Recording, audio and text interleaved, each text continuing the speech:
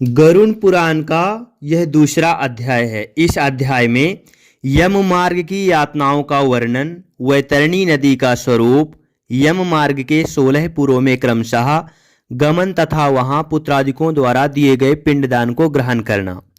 गरुण उवाच, गरुण जी कहते हैं कि दृशोयम लोकस्य पंथा भवति दुःखदः तत्र यान्त्री यथा पापस्तन्मे कथय केशव।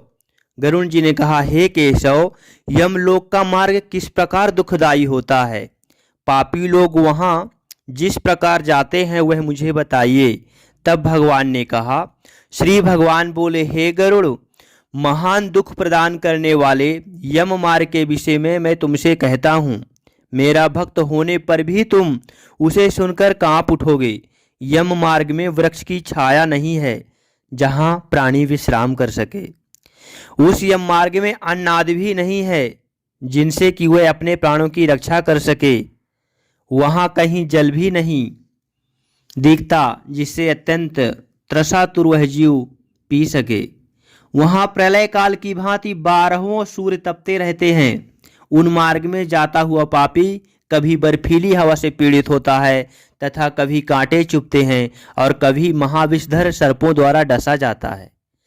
वह पापी कहीं सिंहों, व्याघ्रों और भयंकर कुत्तों द्वारा खाया जाता है, किंतु कहीं बिच्छुओं द्वारा डसा जाता है और कहीं उसे आग से जलाया जाता है।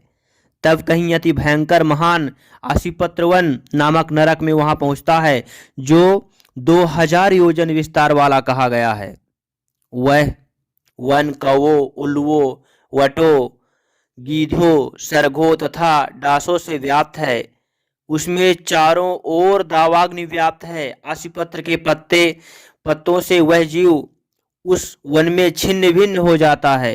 कहीं अंधे कुएं में गिरता है, कहीं विकट पर्वत से गिरता है, कहीं छुरे के धार पर चलता है तो कहीं कीलों के ऊपर चलता है, कहीं घने अंधकार में गिरता है, कहीं उग्र भय उत्पन्न करने वाले जल में गिरता है, कहीं जोंकों से भरे हुए कीचड़ में गिरता है तो कहीं जलते हुए कीचड़ में गिरता है, कहीं तपी हुई बालिका से व्याप्त और कहीं धधकते हुए ताम्रमय मार्ग, कहीं अंगार की राशि और कहीं अत्यधिक धुएं से भरे हुए मार्ग पर उसे चलना पड़ता है। कहीं अंगार की वृष्टि होती है, कहीं बिजली गिरने के साथ शिलावृष्टि होती है, कहीं रक्त की, कहीं शस्त्र की और कहीं गर्म जल की वृष्टि होती है, कहीं खारे कीचड़ की वृष्टि होती है, कहीं गहरी खाई है, कहीं पर्वत शिखरों की चढ़ाई है और कहीं कंदराओं में प्रवेश करना पड़ता है। वहां मार्ग में कहीं घना अंधकार है तो कहीं दुख से चढ़ी जाने योग्य शिलाएं हैं, कहीं मवाद, रक्त तथा विष्ठा से भरे हुए तालाब हैं। यम मार्ग के बीचों बीच अत्यंत उग्र और घोर वैतरणी नदी बहती है। वह देखने पर दुखदायिनी हो तो क्या आश्चर्य, उसकी वार्ता ही भय पैदा करने वाली है। वह 100 योजन चौड़ी है। उसमें पूब, पीप, मवाद और शोणित रक्त बहते रहते हैं। हड्डियों के समूह से तट बने हैं, अर्थात उनके तट पर हड्डियों का ढेर लगा रहता है। मांस और रक्त के कीचड़ वाली वह नदी दुख से पार की जाने वाली है। अथाह गहरी और पापियों द्वारा दुखपूर्वक पार की जाने वाली वह नदी केश रूपी सेवा रस से भरी होने के कारण दुर्गम है। वह विशाल कायग्राहों, घड़ियालों से व्याप्त है और सैकड़ों प्रकार के घोर पक्षियों से आवृत है। हे गरुड़, आए हुए पापी को देखकर वह नदी ज्वाला और धूम से भरकर कड़ाह में रखे घृत की भांति खौलने लगती है। वह नदी सुई के समान मुख वाले भयानक कीड़ों से चारों ओर व्याप्त है। वज्र के समान चोंच वाले बड़े बड़े गीध एवं कौवों से घिरी हुई है। वह नदी शिशुमार, मगर, जोंक, मछली, कछुए तथा अन्य मांसभक्षी जलचर जीवों से भरी पड़ी है। उसके प्रवाह में गिरे हुए बहुत से पापी रोते चिल्लाते हैं और हे भाई, हा पुत्र, हा तात, इस प्रकार कहते हुए बार बार विलाप करते हैं। भूख और प्यास से व्याकुल होकर पापी जीव रक्त का पान करते हैं। वह नदी झागपूर्ण रक्त के प्रवाह से व्याप्त, महाघोर, अत्यंत गर्जना करने वाली, देखने में दुख पैदा करने वाली तथा भयावह है। उसके दर्शन मात्र से पापी चेतना शून्य हो जाते हैं। बहुत से बिच्छू तथा काले सर्पों से व्याप्त उस नदी के बीच में गिरे हुए पापियों की रक्षा करने वाला कोई नहीं है। उसके सैकड़ों हजारों भंवरों से पढ़कर पापी पाताल में चले जाते हैं, क्षण भर पाताल में रहते हैं और एक क्षण ही ऊपर चले आते हैं। हे खग, वह नदी पापियों के गिरने के लिए बनाई गई है, उसका पार नहीं दिखता। वह अत्यंत दुख पूर्वक तैरने योग्य तथा बहुत दुख देने वाली है। इस प्रकार बहुत प्रकार के क्लेशों से व्याप्त अत्यंत दुखप्रद यम मार्ग में रोते चिल्लाते हुए दुखी पापी जाते हैं। कुछ पापी पास से बंधे होते हैं और कुछ अंकुश में फंसाकर खींचे जाते हैं और कुछ शस्त्र के अग्रभाग से पीठ में छेदते हुए ले जाए जाते हैं। कुछ नाक के अग्रभाग में लगे हुए पास और कुछ कान में लगे हुए पास से खींचे जाते हैं। कुछ काल पास से खींचे जाते हैं और कुछ कौओं से खींचे जाते हैं। वे पापी गर्दन, हाथ तथा पैरों में जंजीरों से बंधे हुए तथा अपनी पीठ पर लोहे के भार को ढोते हुए मार्ग पर चलते हैं। अत्यंत घोर यमदूतों द्वारा मुखदरों से पीटे जाते हैं। वे मुख से रक्त वमन करते हुए तथा वमन किए हुए रक्त को पुनः पीते हैं। उस समय अपने दुष्कर्मों को सोचते हुए प्राणी अत्यंत ग्लानि से अनुभव करते हैं और अतीत दुखित होकर यमलोक को जाते हैं। इस प्रकार यम मार्ग में जाता हुआ वह मंद बुद्धि प्राणी हा पुत्र हा पौत्र इस प्रकार पुत्र और पौत्रों को पुकारते हुए हाय हाय इस प्रकार विलाप करते हुए पश्चाताप की ज्वाला से जलता रहता है। वह विचार करता है कि महान पुण्य के संबंध में मनुष्य जन्म प्राप्त होता है, उसे प्राप्त कर भी मैंने धर्म आचरण नहीं किया। यह मैंने क्या किया? मैंने दान नहीं दिया, अग्नि में हवन नहीं किया, तपस्या नहीं की, देवताओं की भी पूजा नहीं की, विधि विधान से तीर्थ सेवा की नहीं की। अतः हे जीव, जो तुमने किया है उसी का फल भोगो। हे देही, तुमने ब्राह्मणों की पूजा नहीं की, देव नदी गंगा का सहारा नहीं लिया, सत्पुरुषों की सेवा नहीं की, कभी भी दूसरे का उपकार नहीं किया नहीं। इसलिए हे जीव, जो तुमने किया है अब उसी का फल भोगो। मनुष्यों और पशु पक्षियों के लिए जलहीन प्रदेश में जलाशय का निर्माण किया नहीं किया, गौओं और ब्राह्मणों की आजीविका के लिए थोड़ा भी प्रयास नहीं किया। इसलिए हे देही, तुमने जो किया उसी से अपना निर्वाह करो। तुमने नित्य दान किया नहीं, गौओं को दैनिक भरण पोषण की व्यवस्था की नहीं, वेदों और शास्त्रों के वचनों को प्रमाण माना नहीं, पुराणों को सुना नहीं, विद्वानों की पूजा की नहीं। इसलिए हे देही, जो तुमने किया है उन्हीं दुष्कर्मों का फल अब तुम भोगो। नारी जीव भी पश्चाताप करते हुए कहता है, मैंने पति की हितकर आज्ञा का पालन नहीं किया, पतिव्रत धर्म का कभी पालन किया नहीं और गुरुजनों गौरवोचित का सम्मान कभी दिया नहीं। इसलिए हे देहिने, जो तुमने किया उसी का फल भोगो। धर्म की बुद्धि की एकमात्र पति सेवा की नहीं और पति के मृत्यु हो जाने पर वन्य प्रवेश करके उनका अनुगमन किया नहीं, वैधव्य प्राप्त करके त्याग में जीवन व्यतीत किया नहीं। इसलिए हे देहिन, जैसा किया उसका फल अब भोगो। मास पर्यंत किए जाने वाले उपवासों से तथा चंद्रायन व्रतों आदि सुविस्तीर्ण नियमों के पालन से शरीर को सुखाया नहीं। पूर्व जन्म में हुए दुष्कर्मों बहुत प्रकार के दुखों को प्राप्त करने के लिए नारी शरीर प्राप्त किया था। इस तरह बहुत प्रकार विलाप करते, पूर्व देह का स्मरण करते, मेरा मानव जन्म शरीर कहाँ चला गया, इस प्रकार चिल्लाता हुआ वह यम मार्ग में चलता है। हे तार्क्ष, इस प्रकार 17 दिन तक अकेले वायु वेग से चलते हुए 18वें दिन वह प्रेत सौम्यपुर में जाता है।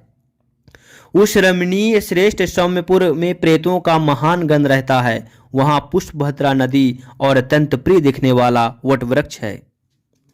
उस पुर में यमदूतों के द्वारा उसे विश्राम कराया जाता है। वहां दुखी होकर वह स्त्री पुत्रों के द्वारा प्राप्त सुखों का स्मरण करता है और अपने धन, भृत्य और पौत्र आदि के विषय में जब सोचने लगता है तो वहां रहने वाले यम के किंकर उससे इस प्रकार कहते हैं, धन कहाँ है, पुत्र कहाँ है, पत्नी कहाँ है, मित्र कहाँ है, बंधु बांधव कहाँ है। हे मूढ़ जीव, अपने कर्मोपार्जित फल को ही भोगता है, इसलिए सुदीर्घ काल तक इस यम मार्ग पर चलो।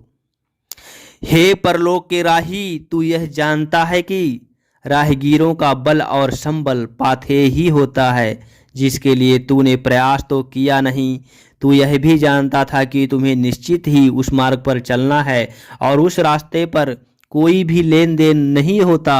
यह मार्ग तो बालकों को भी विदित रहता है। हे मनुष्य, क्या तुमने इसे सुना नहीं था?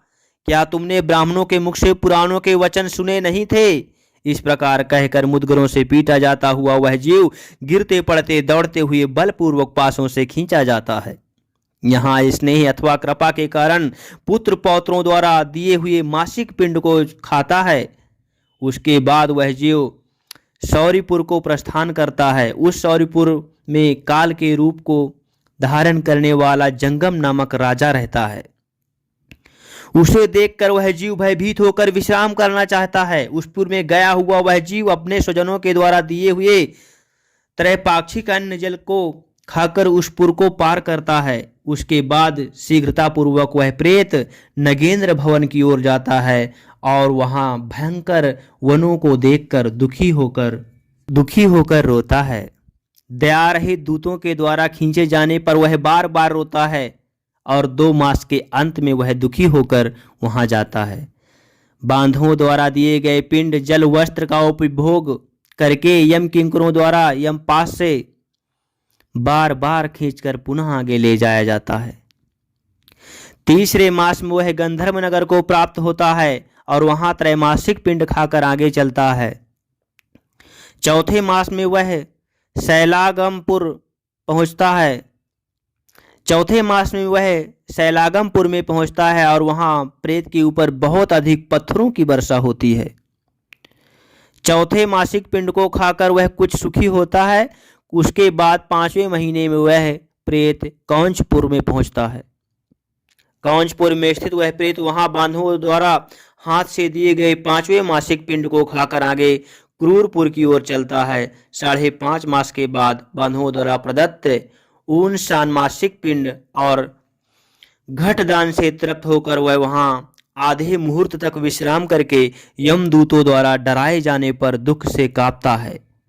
उस पुर को छोड़कर चित्रभवन नामक पुर को जाता है, जहां यम का छोटा भाई विचित्र नाम वाला राजा राज्य करता है।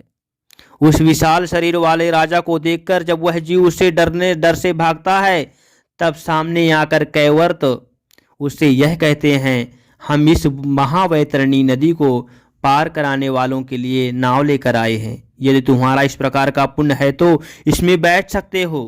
तत्वदर्शी मुनियों ने दान को ही वितरण देना बांटना कहा और यह वैतरणी नदी वितरण के द्वारा ही पार की जा सकती है, इसलिए इसको वैतरणी कहा जाता है। यदि तुमने वैतरणी गौ का दान किया हो तो नौका तुम्हारे पास आएगी, अन्यथा नहीं। उनके ऐसे वचन सुनकर प्रेत हा देव ऐसा कहता है। उस प्रेत को देखकर वह नदी खौलने लगती है और उसे देखकर प्रेत अत्यंत क्रंदन विलाप करने लगता है, जिससे अपने जीवन में कभी दान नहीं दिया ऐसा पापात्मा उसी वैतरणी में डूबता है। जब आकाश मार्ग से चलने वाले दूत उसके मुख में कांटा लगाकर वंशी से मछली की भांति उसे खींचते हुए पार ले जाते हैं, वहां षाण्मासिक पिंड खाकर वह अत्यधिक भूख से पीड़ित होकर विलाप करता हुआ आगे रास्ते पर चलता है। 7वें मास में वह बौहापदपुर को जाता है और वहां अपने पुत्रों द्वारा दिए हुए 7म मासिक पिंड को खाता है। हे पक्षीराज गरुण, उस प्रपुर को पार कर वह दुखद नामक पुर को जाता है।